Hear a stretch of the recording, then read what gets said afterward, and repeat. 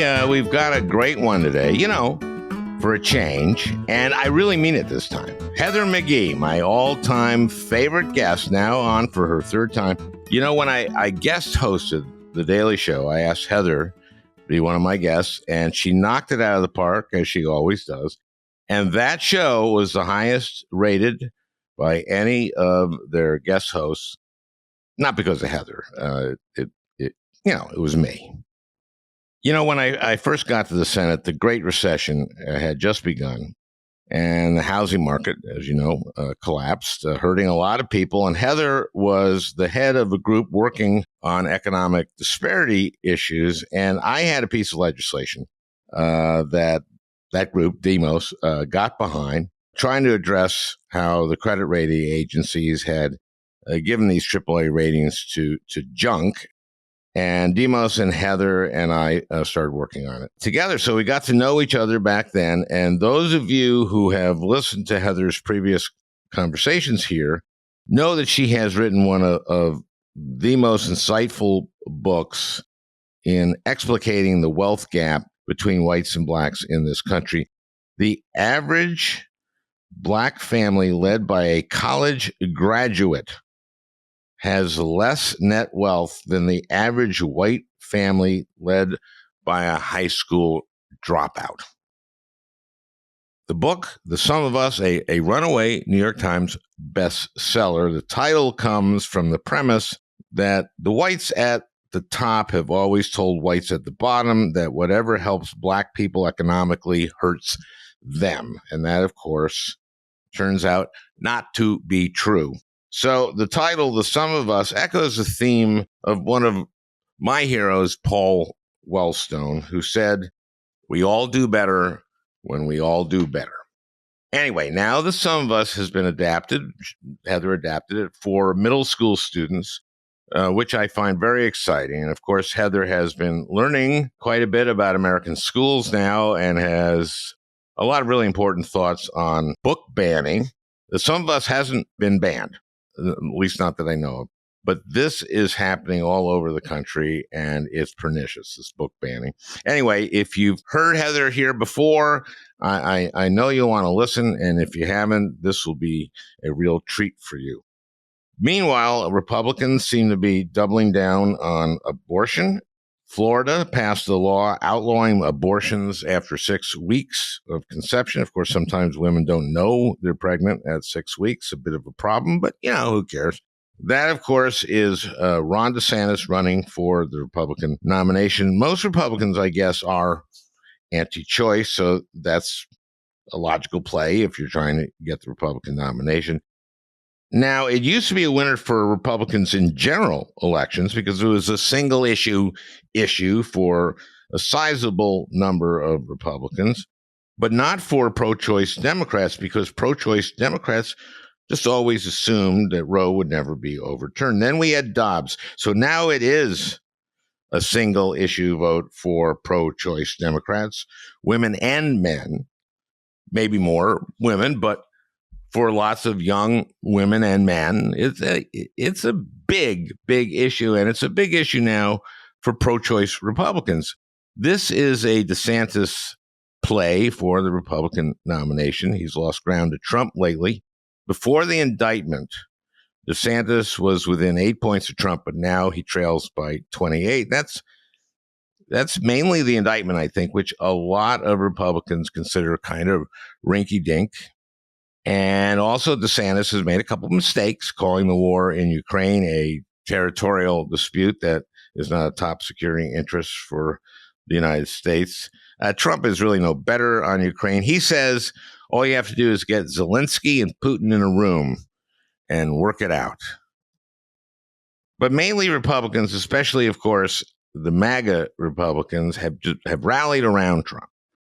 Now, this is what interests me. On last week's podcast with Harry Littman, we went through the panoply of possible indictments against Trump, and there's a lot. The Mar-a-Lago documents, that's gotten very bad for Trump. Georgia, January 6th, of course. Now the $200 million plus that he raised by mail from supporters to help him prove that the election was stolen. It looks like an indictment may be coming there. There's the E. Jean Carroll rape trial coming soon. Will they stick with Trump through all of these? Some will, but how many? I'm not the only one looking at this and thinking this way. Chris Christie, I'm sure. Tim Scott has announced an exploratory committee. I see a bigger field than we thought a while ago, which means this could be a very interesting cycle. Fox News is hosting the first debate. That'll be a few months after they get dragged through the mud in the Dominion trial. I spoke with Jeremy Peters from the New York Times the other day, and he'll be joining us in a couple weeks to report on that trial. Anyway, Fox is insisting that the candidates in the debate pledge to support the Republican nominee, which you'll remember Trump didn't do in 2016. Not only won't he make a pledge, this is my prediction. If Trump isn't the nominee, he will run as the third party. I guarantee it.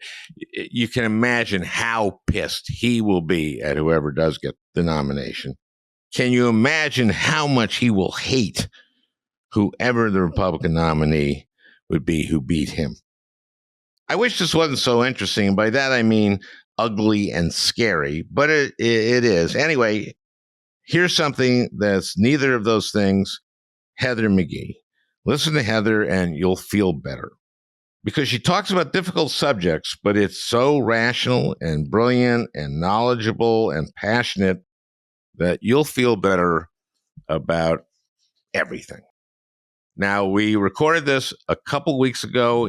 In between time, we had the Mishigas in Israel heat up and then the Trump indictment. So we did shows on those.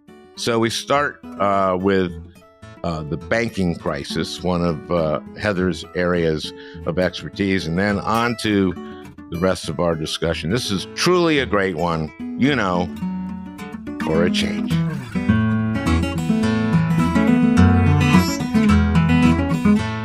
Some of us, I've been doing this, I guess, 4 years now. Some of us, my favorite book that I've done, you're my favorite guest.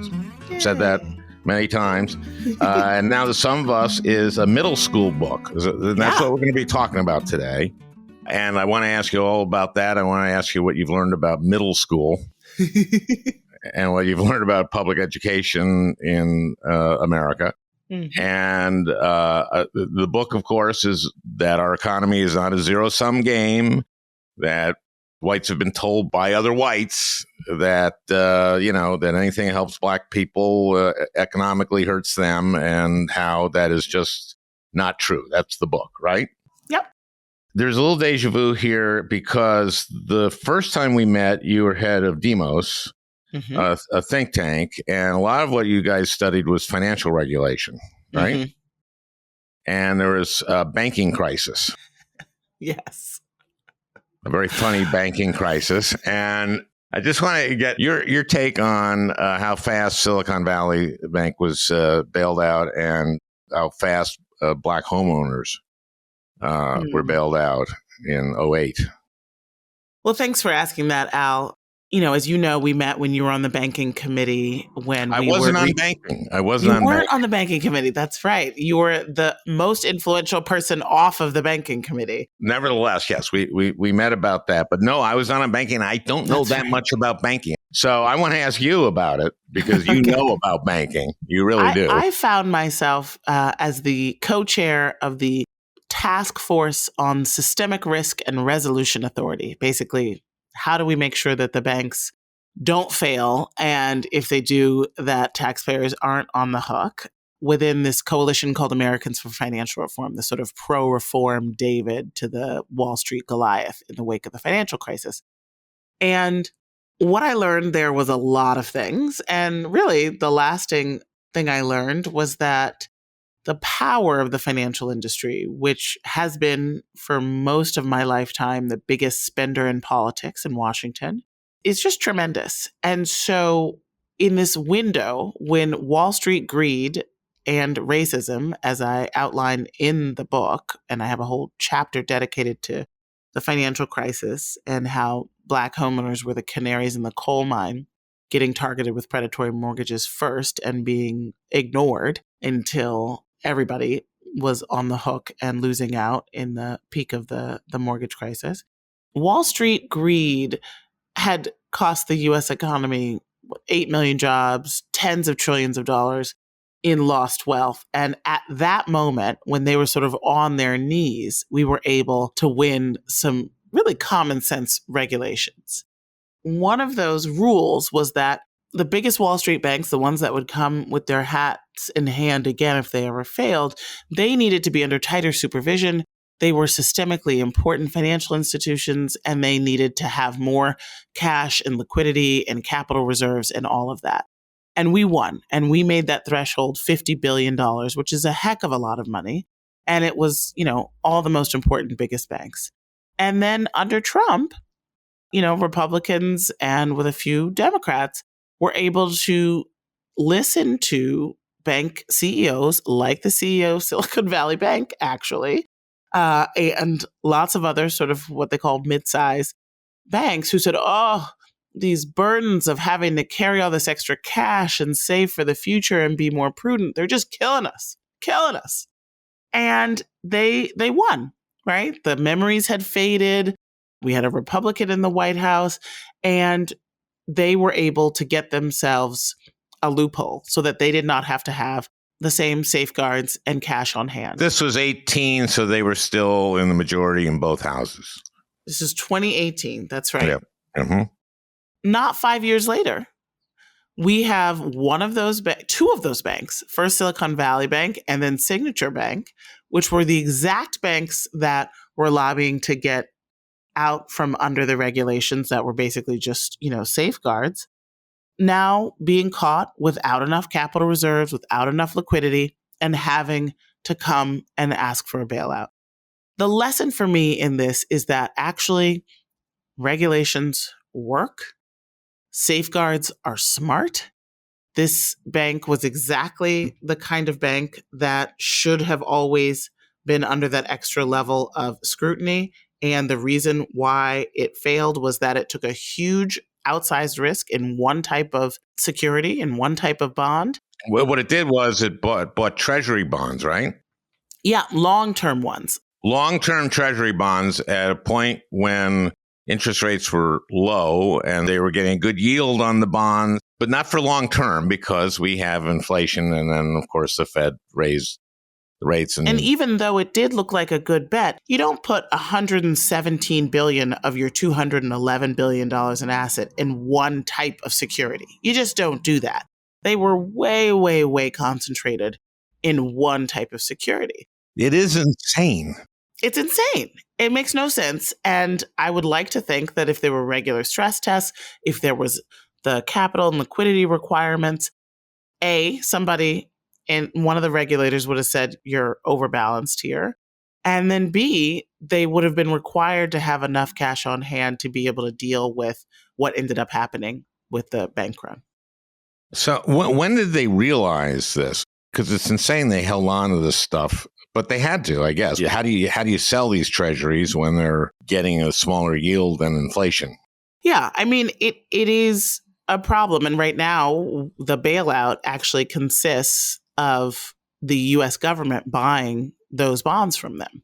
And so the U.S. government can either hold them until they mature for 20 years, basically at a loss, or find some up, sell them now at a loss. I mean, basically, it's not a straight bailout in the way that folks sort of imagine, but it is getting those.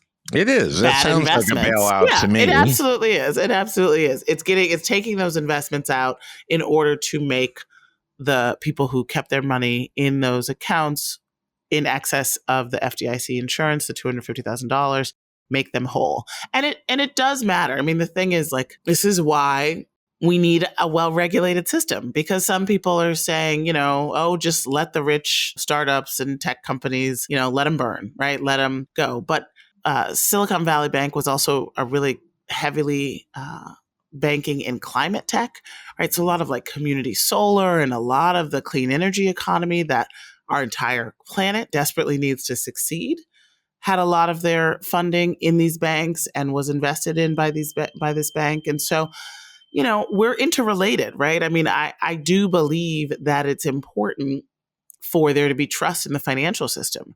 But the way that trust is earned and the way that failures are prevented is by being willing to comply with some regulations and safeguards.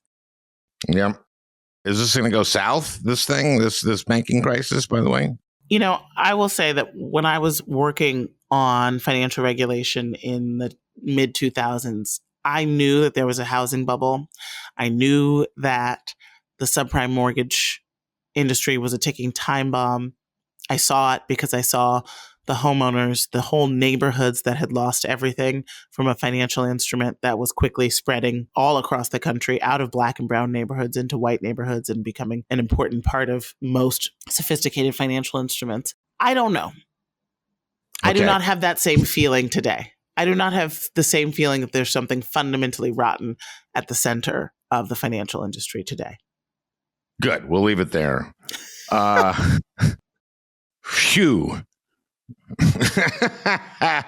So the book is out. Now, The Sum of Us is now a middle school book. What does that mean? So one of the most common things that people said when I was going around the country talking to folks about the grown-up book, as I now refer to it in my house, was this should have been required reading. I wish I knew this stuff earlier. And so I started thinking, well, maybe we could do what's been done increasingly these days with books that do well in an adult version, which is, have a young adult publisher and editor take a chop at it for younger people. And honestly, Al, I thought that it was going to be, a little bit of rewriting, maybe bring some more kind of stories and characters, dumb down the language a little bit. I know you asked me to illustrate it. Exactly.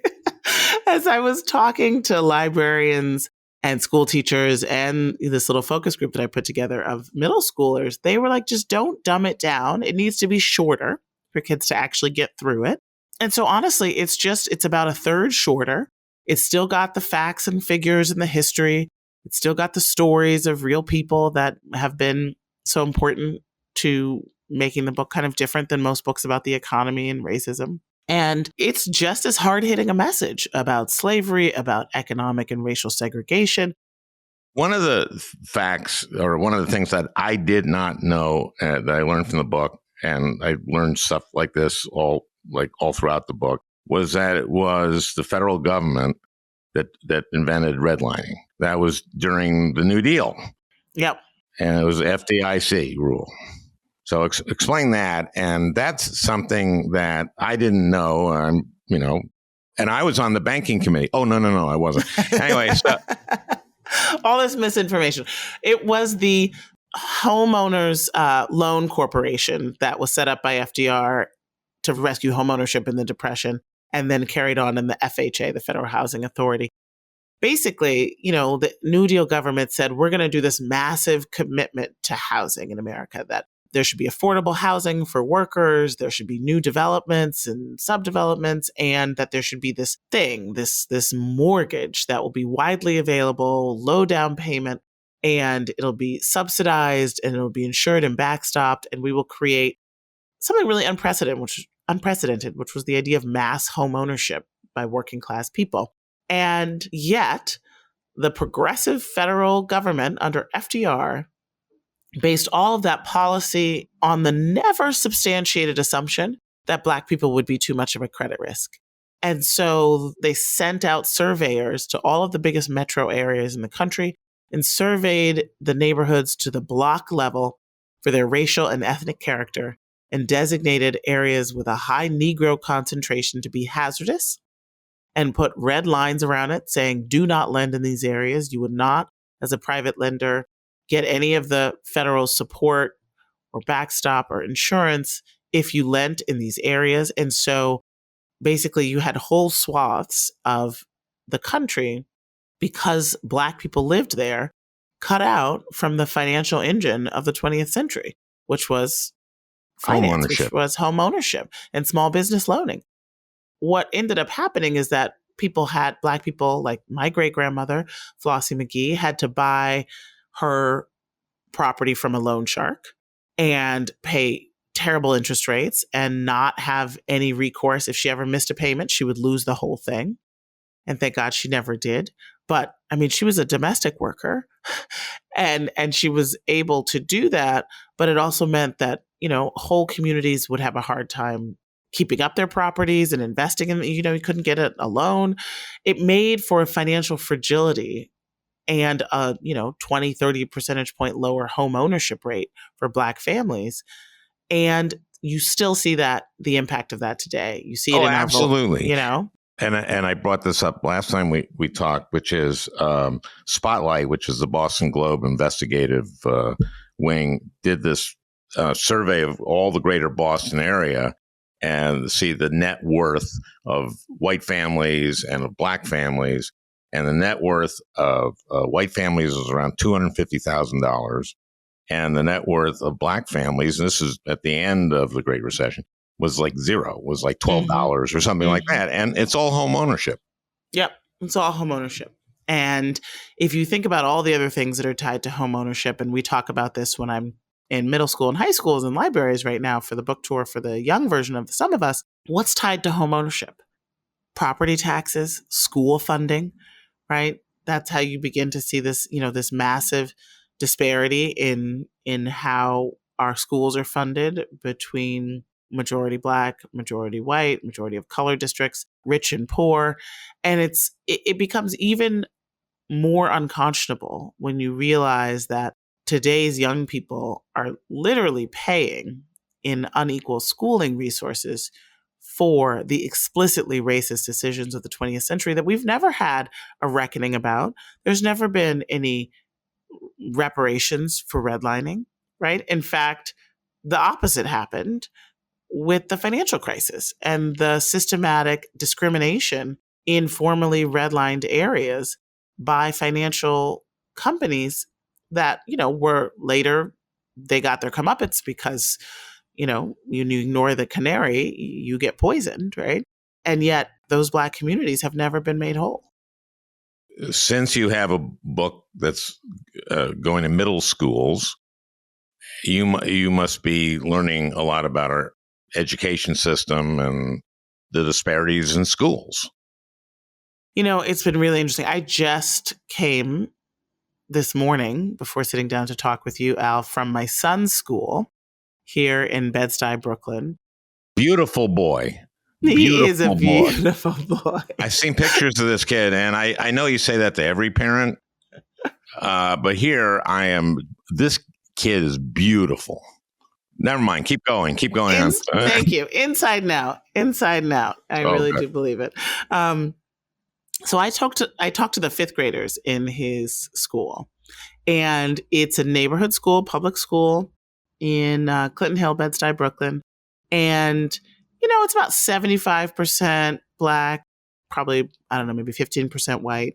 And I've also gone to schools. Last week I was in an all-white high school in, the very wealthy part of the mainline sort of suburbs of Philadelphia.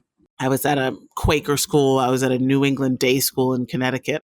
And a few things really stuck out to me. One, there is quality education happening in all kinds of schools.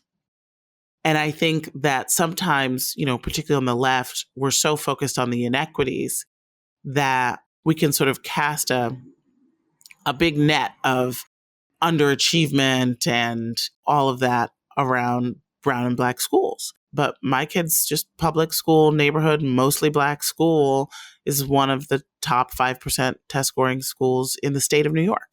And so I think it's really important to remember that so it doesn't make us feel that poor kids can't learn, that Black and brown kids can't learn, and that there can't be excellence even in schools. Okay, but let me ask you, why is the school so good?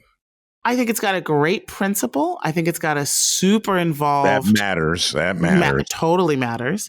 Who recruits great faculty and keeps them there and supports them. And, it's like a well-functioning organization, right? And I just think it's become a school with a lot of pride and a lot of investment of time and resources and talent from the sort of, middle-class Black community here in the heart of Brooklyn. Is that important too, that there's a large middle-class Black population there? I think so. I think it means education. It means time. right? If you're a middle class person, you have a little, of course, everybody feels completely stressed, but you have a little. I was able to go, right, at 9:30, and there were 5 other parents this morning who had enough of a professional job that they weren't getting docked hourly pay to come and volunteer and be a part of their kids' school. Those parents are more likely to have paid family leave and be able to take care of their children and to be able to escape the stress of poverty, which we know is really challenging for development of children. And I say that because the $250 a month child tax credit actually let's talk about that. In studies helped the brain development of the children in families that got that money as opposed to a control group that got none. This stuff is really important, and it's about family stress. So I think it's about the health of the community, and I think it's about the resources, and not just money, but also time that parents and the community are able to pour into the school. I'm so thankful to you that you agreed to do the Daily Show when I do that. And now I just wish I could say to the Daily Show, can we just do Heather? Because it would be so much better. Okay. We're going to have fun. We're going to have a lot of fun on the Daily Show. I'm so excited for you. But we got to get this information out, which isn't always fun. But anyway, so in fact, what do we want to talk about beside the book? What we should do is do what we're doing here and talk about how the book dovetails with having this book out in middle schools, which is what we're doing right now. I'm saying what we're doing. You don't usually do that on a podcast.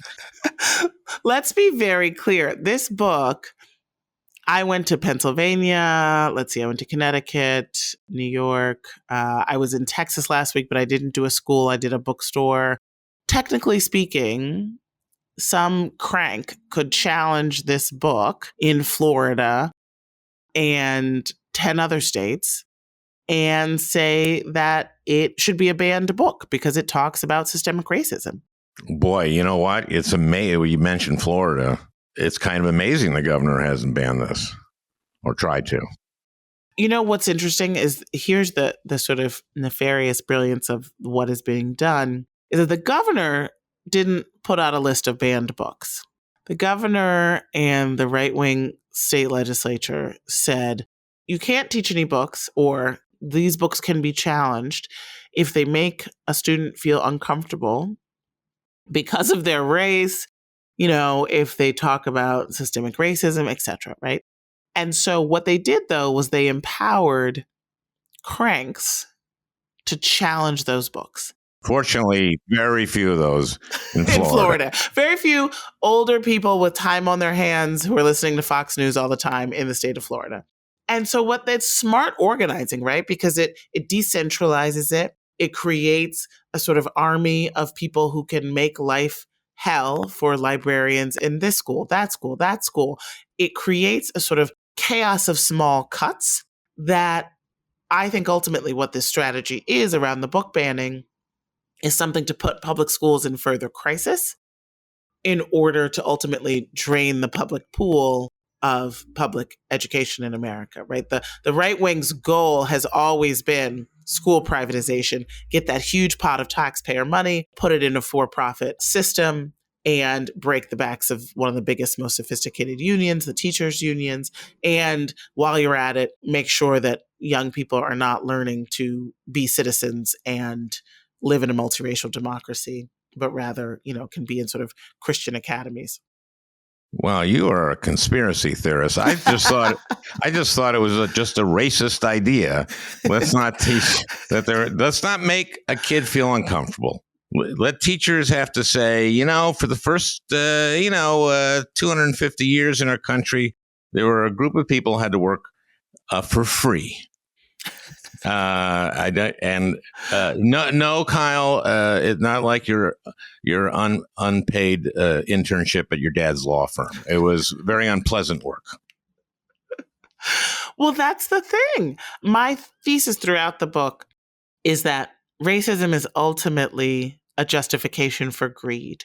And so you do have to look at what is the economic goal behind the lie of racial caste and the lie of racial subjugation, whether it was to create the most profitable economic system for lazy people in the history of the world, which was chattel slavery, or today to privatize public schools and to scare white parents away from public schools and politically the Democratic Party. There's always a financial rationale. Well, yeah, that's the message of the book, which is that whites, wealthy whites, especially the upper class whites, have told white working people that anything that helps black people hurts them. That's right. But the good news is, Al, we have... Good. I mean, this is a sophisticated book, right? It talks about the financial crisis. It talks about the history of economic slavery. It talks about, social science and the zero-sum theory. But you understood it. Fifth graders totally were with me this morning. Sixth, seventh, eighth graders. The questions they are asking are so wonderful and sophisticated. I want to hear about that. Tell me what these kids are asking when they read or when you're presenting about it. What are these kids getting? In other words, and what are the questions they're asking? And because this is sophisticated stuff, but one, you are a very clear explainer of stuff, both in the book and when you're presenting to the kids. But tell me what they're asking and what they get. So I tell them the story of a 13-year-old boy named Tommy Cummings, who was a black boy in Baltimore in 1953, who had a crew of friends. He was black, he had another black friend, and then there were two white boys. And they were this inseparable crew. They get that. And then I tell them it was hot in the summer, and there were all these pools, but they couldn't swim together in any of the pools. Why? And they're like, oh, because segregation, right? They're staying with me, right? They've got this. It's 1953. They know that there was something called segregation. And I asked them what they would do if they were Tommy and there was no public pool where all the four boys could swim together. And finally, they usually realize that they have to go swim in a river or a lake. And then I tell them that they did that, but that Tommy drowned because it is much more dangerous to swim in a river than it is to swim in a public swimming pool with a lifeguard. They're shocked by this. And then I tell them that the family agitated and marched and was able to win integration of all the public pools so that nobody like Tommy would have to give their life just to swim with all their friends, no matter what color of their skin. And they kind of, they're thrilled. And then I tell them... That wasn't true? No, it was true. Oh. But that in response, all over the country, towns drained their public pools rather than integrate them. That's right. And they are shocked. And they get it immediately, right? They say, well, everybody lost out then. Racism is bad for everybody. And then they ask me questions like, who told white people that black people were bad? Great question, right? Why did those white people, right? Who first came up with the idea that black people were bad? So I tell them about the plantation owners, and I tell them about racism being an excuse, a justification for greed. We talk about poverty and inequality, and I ask them what they think the minimum wage is, and they say $15 an hour, and I say it's $7.25, right? And they're shocked because they didn't realize that almost half of the states still have a $7.25 minimum wage. Well, Brooklyn's expensive, so that's justified in Brooklyn. So I'm going to have to argue with you here. Nowhere in the country. I'm arguing with Heather McGhee here, explaining why the minimum wage should be $7.50 in Tuscaloosa. Nowhere in the country can a worker afford an apartment for their family on minimum wage, right? So at right, that's $7.25. why they have to work more than 40 hours a week, and that the work ethic is good, and why both mom and dad should both be working that time, even if there is a single parent. That's right. Okay, so they ask questions. I'm trying to be a right-wing talk show host here. You are. You're very good at it. I do for about 10 seconds.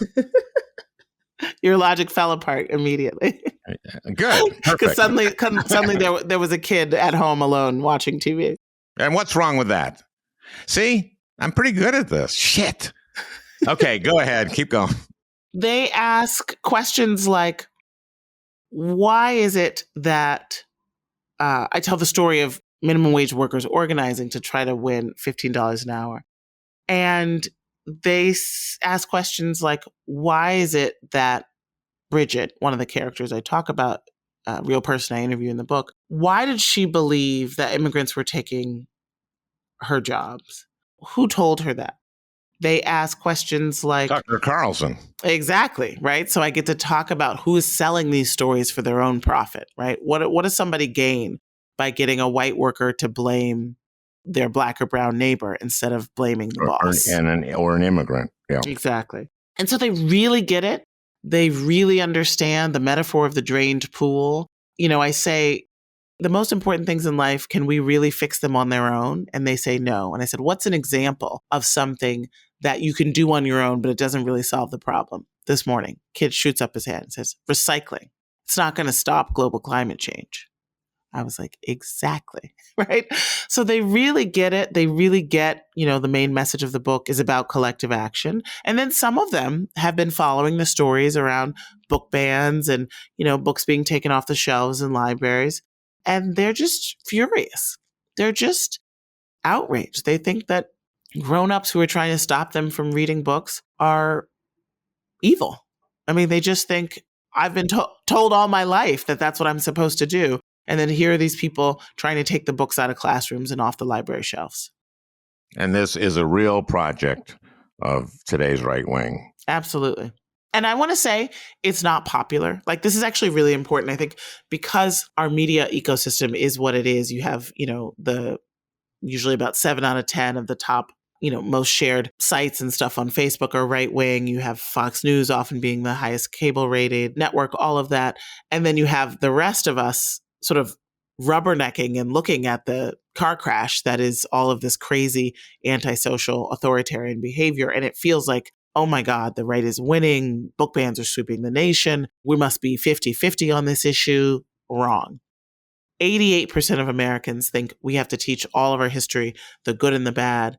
A bunch of librarians did a big survey and found that only 18% of voters support banning books that focus on race. 18%, right? In Florida, the book bans are unpopular with 2/3 of voters, right? So we've really got to make sure that we have the moral high ground about this. Unsurprisingly, the idea of banning books strikes most Americans as fundamentally un-American and suspect, right? They're suspicious of people who want to stop us from learning about ourselves. Yeah, you wonder when I see DeSantis doing what he's doing, I wonder if he is just saying, okay, I just got to get the MAGA people.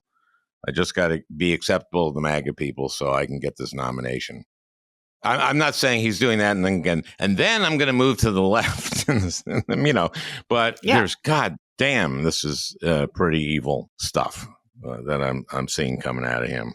It really is the takeover of New College, the attack on academic freedom. And what's so wild about it is, remember when the New York Times, very serious people were wringing their hands about cancel culture on college campuses. The right wing is now literally canceling an entire school, right?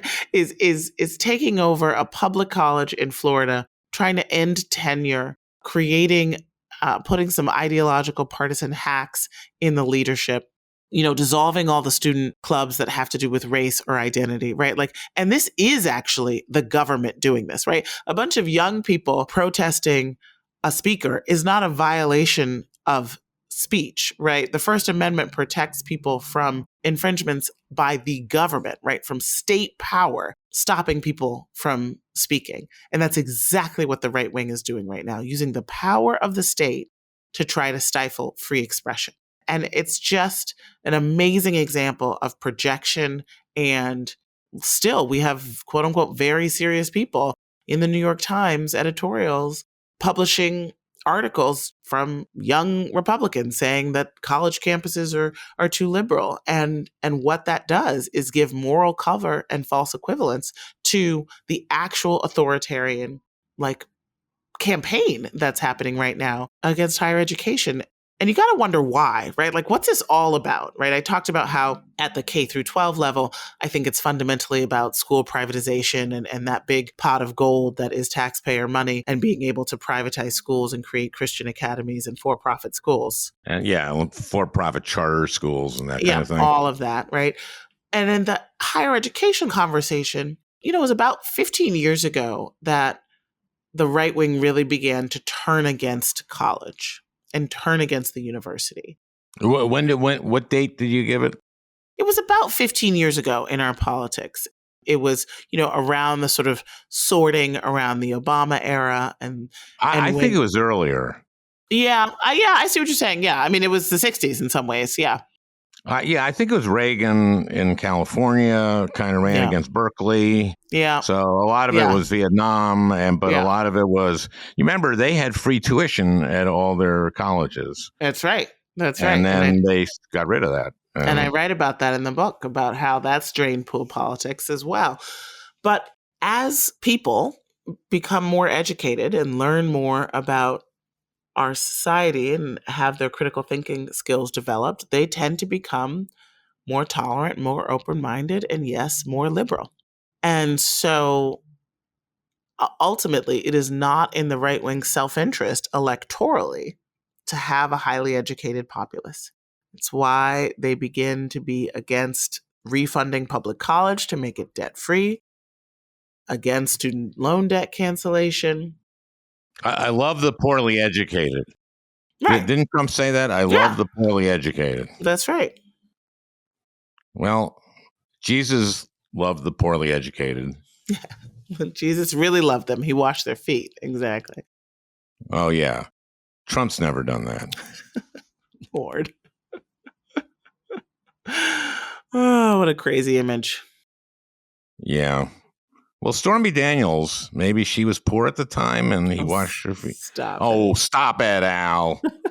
Take that out, Peter. Now keep it in because I got a good laugh. That's all I care about, as you know. Oh, my goodness. Oh, boy. So the book is this is middle schools, and you want, and where is it being part of the curriculum now? The middle school and high school version just came out 2 weeks ago. And so it hasn't really made it into curriculums yet. Although today at my son's school, I thought I was just going to be talking to them about it. But the whole front row was fifth graders who had already bought it and were, a third of the way in. It's only been out for 2 weeks. So that is the goal ultimately. And listen, I believe in radical empathy. And I can understand if I was a white middle-aged person and much of the racial history in the book and the ideas of anti-racism were new to me, I would feel some kind of way about my kid coming home with all this information that I didn't have and thinking critically about the jokes my family makes over the dinner table and the legacy of inherited wealth that my family had that was, subsidized by the government that I didn't realize was subsidized by the government. And all of this stuff, right? And so I do think that there is a way in which I hope a book like mine both opens people's eyes of all races and offers a unifying message to say that racism, it's really not a zero sum. It's not us versus them. And it's in all of our interests to fight against it. There's a lot of false fear about teaching about racism, but there is, I think, some genuine fear among some people that reading about racism further divides young people. And my book is a unifying one and a hopeful one. And it is. I hope it doesn't get banned. Well, your book says we all do better when we all do better. That's right. And that dividing us is, I think you had some statistic in your book about McKinsey saying that what it costs us to pit each other against each other. That's right. McKinsey did a study about the racial wealth divide. The bigger number was even from Citigroup, which found that the black-white economic divide in jobs and businesses and wealth has cost the U.S. economy $16 trillion over the last 20 years. It's basically saying that if Black families had the same level of income, wealth, business starts, all of that, that it would be so productive for the economy that the economy would be $16 trillion richer.